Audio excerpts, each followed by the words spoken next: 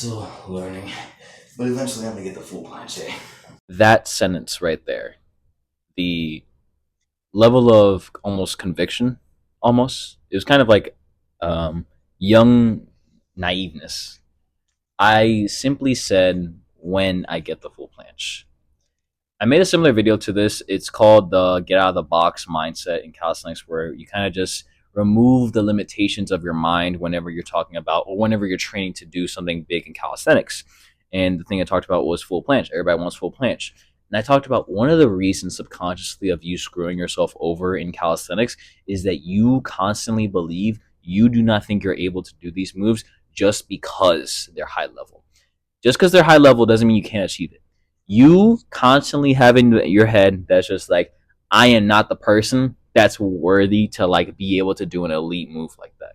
So I kind of talk about that in the video, but this video is kind of like a little more, I guess, spiritual. Not really spiritual, but it's more just mindset, subconsciously talking about, calisthenics and how I kind of technically manifested achieving almost every single goal I wanted or have in calisthenics. Before I say anything, I just want to say thank you to all 330 of y'all's people who were dumb enough to hit subscribe. Like, what? Can you imagine that? Like, literally 300 people. I think it was like 7 months ago. It was like 100 or like 70. Now I'm at 300 subscribers. That's amazing. Like, I'm super, super happy. I'm glad y'all enjoying the content. We're getting really consistent views, which is actually pretty crazy. A lot of the like longer form videos are like, last one didn't do too well, but like most of them has been like consistent, couple hundred. The one video where I talked about peak strength is like at 1,000 views. So super happy. Thank you. I very much appreciate the support. If y'all have ideas for me to do, I'm doing them. I'm writing them down. There's one video coming up after this one that's it's a little bit about nutrition and cutting and bulking, and I also have a special video that we'll talk about later. In calisthenics, I've almost achieved literally every goal I wanted. One arm muscle ups, clapping handstand push ups. The only weighted one arm pull ups, planche push ups. I've achieved literally everything. Every goal that I could have wanted in calisthenics, except for like maybe a 5-second clean full planche and a 5-second one arm handstand. Everything else I've achieved already. And I'm still doing it for the love of the game. But I think that one of the most important things that blew up my progress and that helped me get to the level I am right now is, it's going to sound so corny, but I always had this conviction, this belief or picture in my head that's just like, I am going to get these moves. And you saw that right there. Like, you saw I was like 130 pounds and I still had the gall to say, when I get the full planche.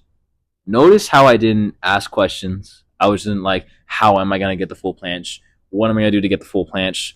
Where, when, how, why I'm going to get the full planche? I said, I am going to get the full planche. I don't know when. I am going to, though. An example of this is kind of like a little yap, but an example of this mindset taking place. It's in the movie Iron Man 2. But hear me out. In Iron Man 2, Tony, he's basically tasked to make a new element. And when he's watching this video of his dad, for some advice to help him out, because his dad told him, hey, you're going to be the one to change the world. At first he didn't know that his dad liked him, but it was afterwards. He said, Tony, you are my greatest creation. I'm limited by the technology of my time, but I know you will change the world. Because my greatest creation is you. Almost cried. I'm a thug. That's the same way with you and yourself. You may be limited by what you have now and the knowledge you have. But another quote in the movie, he says, or in Iron Man 1, he says, sometimes you gotta run before you can walk. It's a stupid, obviously counterproductive way of thinking. But what it shows you is that hindsight's 20/20, baby. But hindsight doesn't come until action comes. So don't overthink in calisthenics. Don't try to constantly figure out what's optimal.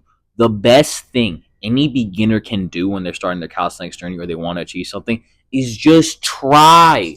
I am never specific in my videos because there's no one answer.